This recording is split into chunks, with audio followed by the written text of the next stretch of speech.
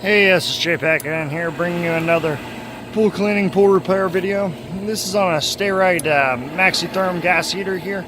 I wanted to talk a little bit about Pentair tech support on this.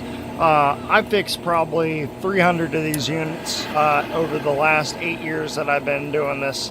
I've got a pretty good idea generally what causes this kind of thing.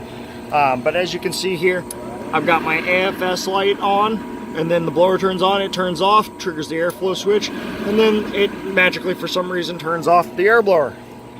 This is a new air switch. This is a new blower.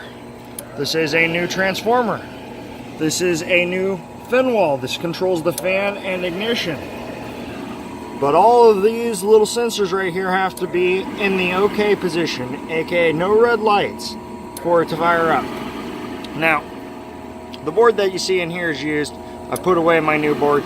I just wanted to confirm I've got 4 boards now I've checked on this job with. The wiring harness doesn't seem to be chewed up anywhere. When I changed out the fan, you can see that it's not chewed up anywhere. It's kind of mucky in here, but that's because this Sta-rite unit is a piece of crap and rats get in here and it's just gross.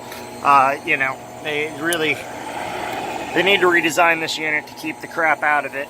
But, so, at this point, I don't know what you want me to do, Pentair.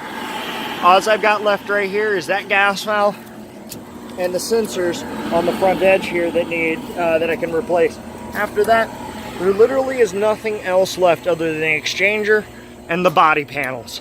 So, tell me what you want me to do, Pentair. I want to fix your crap, but, nobody will give me any help in tech support. I've replaced the fan like you asked. I've replaced the airflow switch like you asked.